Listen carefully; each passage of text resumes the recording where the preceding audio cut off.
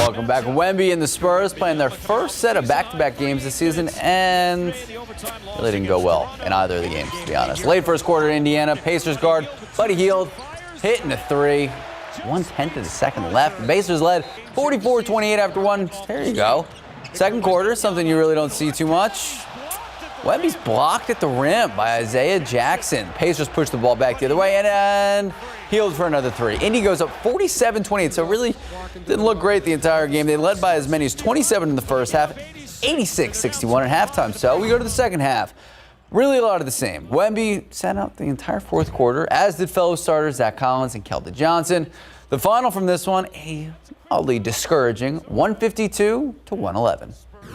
The first quarter told the tale. They made 13 free throws in the first quarter, 8 second chance points, 8 fast break points all in the first quarter. Back-to-back has nothing to do with that. It's November, last time I checked.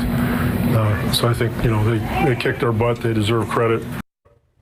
All right, so long season. Spurs regroup, bounce back tomorrow night, 6:30 at Madison Square Garden, taking on the New York Knicks. Meantime, Roadrunner fans are hooked on all these wins. UTSA winning at North Texas on Saturday. The score, 37-29, and that, my friend, pushes their conference winning streak to 15 straight games. They are 6-3 overall this season and 5-0 in the American. In this, their first year in that conference. UTSA is going to go for 16 straight conference wins when they host Rice on Saturday at 6:30 at the Dome. The Roadrunners, who are bowl eligible again, are favored by 13.5 points. They want back-to-back conference wins. I mean, you win by if you're favored by 13.5 points, come on. You're going to be okay. You're going to be all right. All right, our producer's moving us along. We got a lot to talk about. Still ahead in our next half hour, Texas lawmakers finishing up their third special session, but odds are, with not much productivity, they're going to be back for another one. We're going to explain why. Plus, we're breaking down Proposition 6 for you. It's on the ballot today. How much it would cost and what it would mean to our state's water supply. All right, so Ursula, what time did you get up this morning to enjoy this beautiful weather? Around 7 o'clock in the morning. Oh, see, this is the problem. Justin and I are already in the building at 7 a.m. Yeah, that's true. Okay, mystery solved. It's still dark outside when I'm coming into work, but it was nice. It really was this morning, and we're seeing a pretty nice day. It's nice to have the sun out. Just know that there will be some changes this week. If you're looking forward to some cooler weather, heads our way Thursday. Let's look at the pollen count one more time. I wanted to show you this because, yes, it's a long list, and a lot of folks have been asking, hey, I don't feel great. Is it the allergies? Could be. I mean, we do have a lengthy list here. It's just they're not very high. And as you look at the schedule here for allergens, we're kind of headed out of our fall allergens. They typically are starting to wind down at this point. Ragweed usually goes through October, so we can pretty much say goodbye to those. But of course, we know what's around the corner. I don't even want to say it, but mountain cedar, yes, comes our way in December and into January. Never any fun. As we look at temperatures across the country, one of the warmer spots right here in Texas, Florida, desert Southwest, a lot of cold stuff still up north. But this is going to get pulled down. Some of this cool air is going to get pulled down towards Texas as we head into Thursday. Right now, 70s and 80s for most of Texas. We'll talk about the cool down and look at rain chances once again coming up in just a few minutes. Hey, Justin. Well, it's election day. One of the propositions on the ballot focusing on the state's water supply, and it comes after we saw more droughts, more extreme heat over this past summer. RJ Marquez breaking down the proposition and the impact it could have across our state. Well, this is called Proposition 6 on your ballot, and it's going to create the Texas Water Fund. It's going to be about $1 billion that's going to be used statewide to help fix any sort of leaky pipes, infrastructure, and also go into a lot of long-term planning when it comes to our state's water supply. We have to find the money to actually begin to build the programs and address conservation and education and a number of other things to secure our water future. Jim Campbell with the San Antonio River Authority says Bexar County has worked for the past 3 decades to make sure our water supply is in good shape, but after another brutal summer, now is the time to start thinking about the next 30 years. Through most of the state, we are approaching critical levels of need, and especially in those communities that may not have the resources to address their potable water or even their leaky pipe concerns. Campbell says rural communities would likely benefit most if Prop 6 passes. There are other communities that have gone through boil water notices, that it's gotten that bad. It's gotten to be a desperate situation. The Texas Water Development Board would manage the fund, which comes from the state surplus. Utilities across the state, like SAWS, would then apply for either a grant or loans for various projects. Any money that comes in from one of the water funds that this is making available would offset costs to our customers. Donovan Burton with SAWS says the prop will likely not have a major impact on customer rates, but will help fix aging pipes and water mains. The fund would also help address the population growth across the state and water demand. If somebody has a failing infrastructure next door to us in a rural area, as you're talking about rural, that could impact us just as much. RJ Marquez, KSAT12 News. It's over. The third special session of the Texas legislature adjourning today without passing the items the governor had asked them to decide. There is no school voucher deal. And a new border security plan also undecided, but there's a good chance the lawmakers could be called yet again. And if they are, it would be the first time in the legislature's 176-year history that they met for more than 3 special sessions in a single year. That special session could be called by Governor Abbott in a couple of hours, but no break in the stalemate is guaranteed. That's right. Governor Abbott appeared to double down last night on his demand to pass a school voucher-like program. He posted on X, we know it as Twitter, saying, quote, "School choice means a brighter future for every child across Texas. Together, we will deliver school choice for Texas families," end quote. Lieutenant Governor Dan Patrick will not be in the Texas Senate tomorrow as he continues to recover from a virus. In a statement released on Monday, his campaign said in part, quote, "The members of this Texas Senate are fully prepared to address any issues the governor may include in a 4th special session." Patrick and the House Speaker Dade Phelan have traded jabs over the last few days, all over the lack of agreed upon legislation as it pertains to not only school choice, but also border security. Phelan releasing a statement Sunday that said, in part, quote, we got a lot of in part quotes here, "We did our part, and when the 4th called special session convenes, we will do so again." The House and the Senate, however, did reach an agreement on one of the governor's special session agenda items, COVID-19 mandates. But at last check, the governor has not yet signed that bill. Well, headed to NEISD, the Northeast Independent School District. It's a divided board, and it's really squabbled for months over who should fill a vacant trustee position. KSAT Investigates has been looking into the controversial political action committee, Parents United for Freedom. The socially conservative PAC has pumped thousands of dollars into several NEISD campaigns, helping to get 2 candidates on the board. We've seen a growing political focus on school boards across the country, and that's also happened here in Texas.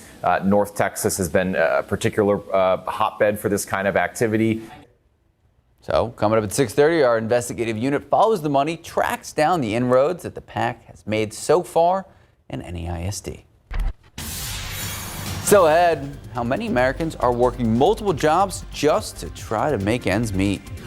Plus, what the CDC is doing to track the spread of illnesses this holiday season.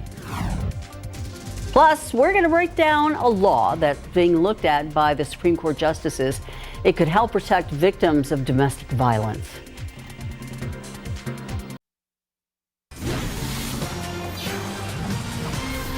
We want to get you up to date with the Supreme Court. They're hearing a closely watched gun rights case today. So the issue, whether some people accused of domestic violence should be barred from owning a gun. Here's ABC's Derek Dennis. Victims of domestic violence are watching the Supreme Court closely. Justices are taking up a challenge to a federal law that bans Americans who are under domestic abuse restraining orders from owning a gun. I have 3 in my head. I have 1 in my right side and 1 in my left side. Lashea Cretain was shot repeatedly by the abusive father of her daughter. He said I couldn't be with anybody else but him. And he showed it by hitting me. She believes the law would have protected her had a restraining order been in place, but police told her there was little they could do. He shot me behind my head and in each hip, and I fell right next to my daughter. Every year, judges issue thousands of domestic violence restraining orders limiting contact between an aggressor and victim and blocking some 77,000 gun purchases through the federal background check system. We know that it's not just intimate partners murdering their partners. We know that they're doing it with firearms, and that these laws are preventing them from doing that. But the Supreme Court has a decision to make after a lower court ruled the law violates the Second Amendment. This statute actually ends up disarming a bunch of law-abiding or otherwise good people. Judges often issue mutual restraining orders, which disarms both the victim and the abuser at the same time. Domestic violence survivors like Lashea argue keeping the law on the books is a matter of life and death. People that are a danger to themselves or to someone else, they need to not have the access to a deadly weapon, because guns make situations more fatal, makes abuse more fatal. Hundreds of gun safety and domestic violence prevention advocates are expected to rally at the Supreme Court today. Gun rights advocates say they'll be there too as oral arguments begin. Derek Dennis, ABC News. All right, so we've been checking in on outside. Not a cloud in the sky, 81 degrees. Justin, have we hit the high of the day? Not yet. We'll get there. I think we'll probably be looking in mid-80s today, which is above average. The average is 74, by the way. This would be a well above average. We're already above average at this moment. The record is 88.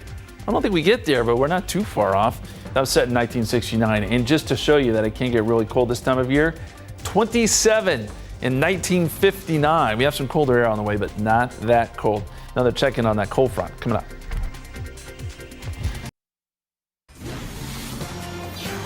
Welcome back. 81 degrees. So when you are up bright and early, Yes.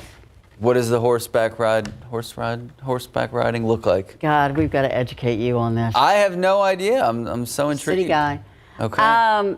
Yeah, well, that cool breeze you felt this morning outside, Okay.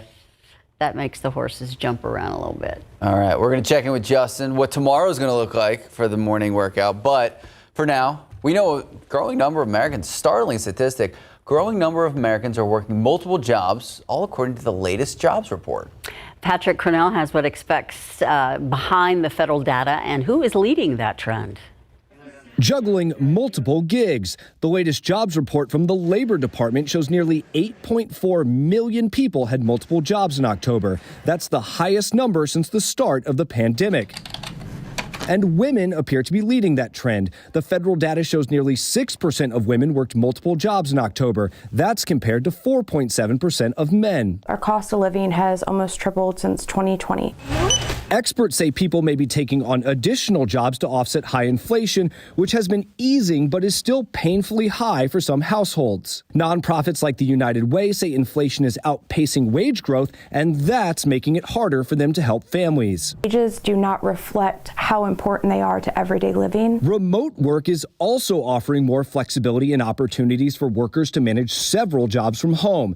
And there's also fear that layoffs could have people looking for supplemental jobs, but one economist says layoffs are actually historically low right now. Companies are reluctant to lose their workers, and they're willing to negotiate even higher salaries to keep them. U.S. employers added only 150,000 jobs last month. That's the smallest gain since June, signaling the economy is slowing and signaling that the Federal Reserve's action to tame inflation may be working. The question is, how quickly is it working? We're still far from the 2% target, but inflation has come down quite a bit. For Consumer Watch, I'm Patrick Cornell reporting.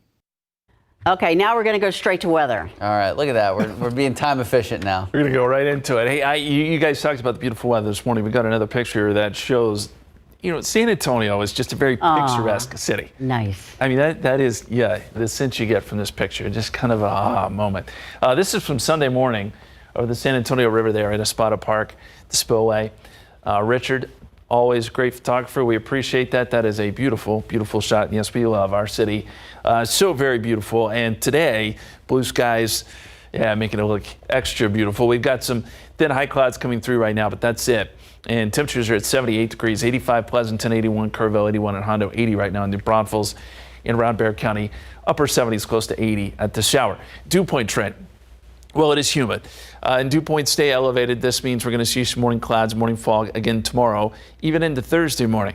But it's Thursday where we get the front through, drops dew points down. Now, you'll notice they don't drop terribly low. This isn't just cold air, but it will get cooler, and we still have enough moisture left over, especially as we get into late in the weekend and early next week, where we could get more rain in the forecast. So as you look at water vapor right now, you can see the kind of the milky white color. That's that moisture coming in from the Pacific. It's quite a bit of it still. We can see that in the form of the high clouds. But what we're focusing on is this unsettled weather up here. This will move across the country, help push a front south, and it's that front that's going to stir up some showers and storms for us and bring in that cooler weather. Tomorrow is still a warm day. Does show some clouds, more clouds perhaps drifting through. The front arrives to Texas by early Thursday morning. Showers will start to develop out across parts of West Texas, and then as the front moves through San Antonio, which I think happens midday Thursday. So Thursday is one of those days where you got to send the kids to school with a jacket. They may not know it in the morning, but by the time they're let out of school, it's going to be a little bit cooler. It's one of those transition days. And then we start to see showers and storms develop behind the front. Late Thursday, dinner time, and into Thursday night, I think are best odds for rain.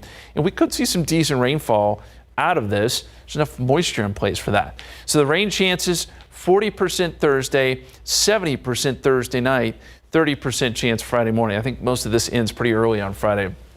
Saturday and into the weekend. Saturday, it's a low chance for rain. We bump it up a little bit on Sunday, but I think that's mainly late in the day. And then we bring it back up to pretty good odds on Monday. So it's nice to see this stretch here where we have the potential for rain.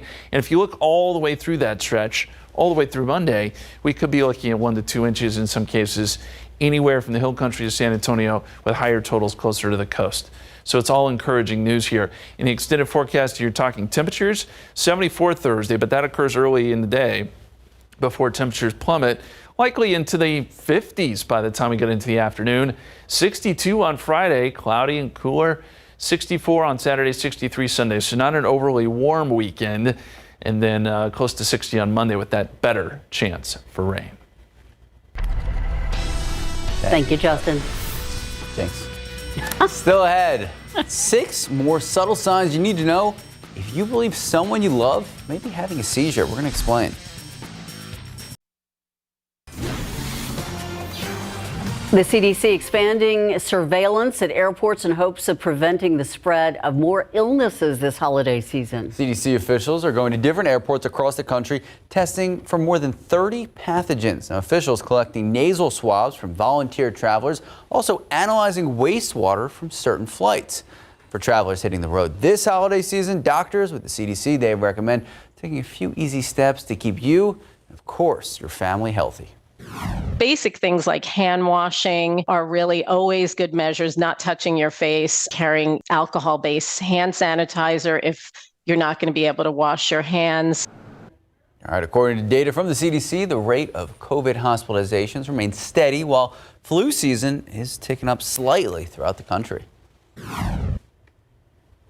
It's National Epilepsy Awareness Month, and according to the CDC, around 3.4 million Americans live with this brain condition. Epilepsy causes seizures, and the most common sign of a seizure is convulsions. Where patients become stiff, they shake all over, they can bite their tongue, they can pee on themselves or defecate on themselves, and most of the people.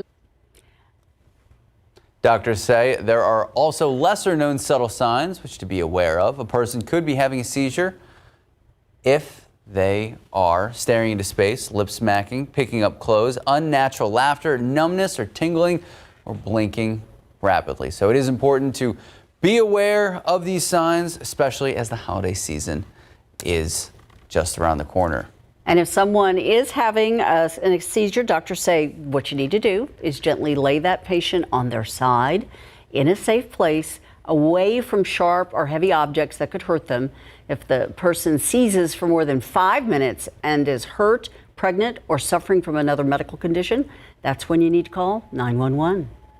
All right, speaking of the holiday season, just around the corner, SA Live, they brought us pie yesterday. I don't see pie. Or did you see that beautiful browned turkey? I'm a leg guy.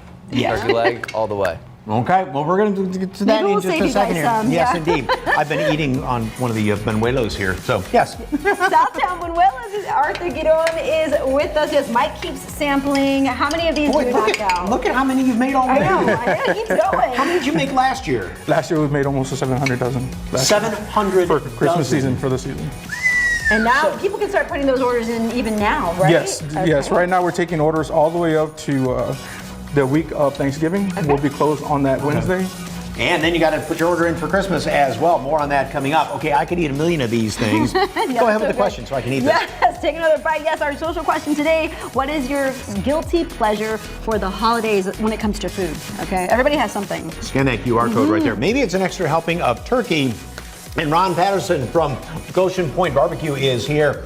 Beautiful brown turkey that Max and Ursula were just talking about. Time to carve it up, right? No, so we're not going to use a carving knife. We're going to use a boning knife. You work too hard for the skin, so you're going to use the boning to take it off the bone, and then we'll use the carving knife. Much more of a delicate procedure. Right. Big free event coming up Saturday Big too, right? free event coming up Saturday at Randolph Air Force Base for our veterans and their families. All right, we'll tell you more about that. Yes, and we're not done with the food. We're taking you to Tito's Mexican Snack Bar to see what they have in store for the fall season. And we got something to wash it all down with from Hotel Havana. All that and a lot more coming up on SA Live. So stick around. I'll take that. Okay.